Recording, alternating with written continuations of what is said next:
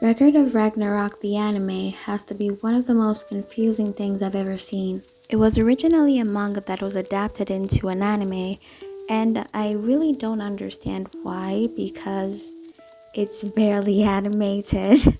The animation in the Netflix trailer is most of the animation that is in the anime itself. The plot is basically every 1000 years, the gods council assemble to decide the fate of humanity. And by gods, I mean all of them, from every religion to every culture.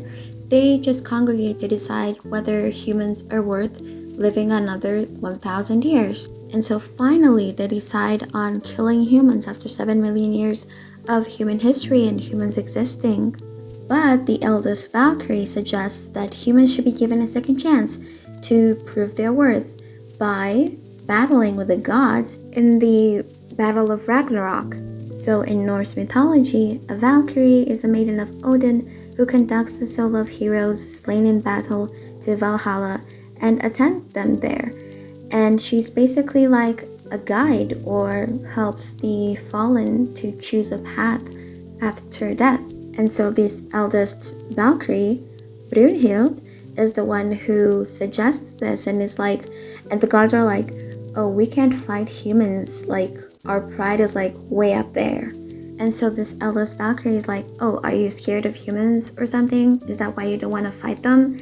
And so because their pride is like up there, they don't want to seem like cowards, and so they're like, okay, fine, we're gonna fight the humans and prove our point.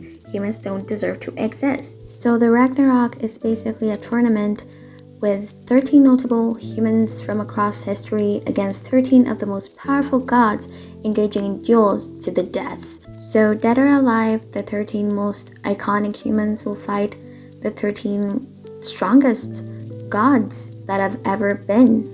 Humanity will be allowed to continue if their side achieves 7 victories in the competition. But the humans are being offered an advantage though. For every human that participates, they're going to be granted a Valkyrie who can transform into a powerful weapon tailored to the particular human and how they can use the Valkyrie to win the battle. Basically, because they're fighting a god, there's no way they could like fight a god. But the catch is a Valkyrie could die during these battles, so it's really not such a good thing, but it gives the humans an advantage. So yeah, I guess. So what I liked in this anime, I liked the concept of it. It's actually quite intriguing and dramatic, and I find it very interesting, and I was expecting to see some cool animation regarding how these fights are gonna be. I was kind of anticipating some really cool action scenes. You know, these gods are fighting these mere humans who can't stand up for themselves but are very iconic in the human world. But like, these are gods. So I was expecting very intense fights, you know, with the Valkyries and whatever. But that is not what was happening. With such an intense and intriguing plot, you'd expect the animation to be intense and intriguing as well. But it's not. Most of the animation is not animated.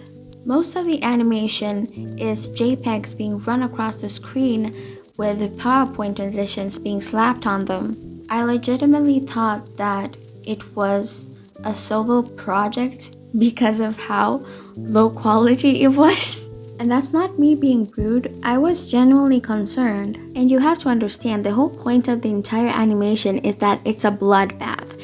It's supposed to be intense. So imagine my disappointment. And this is not something that you can just describe.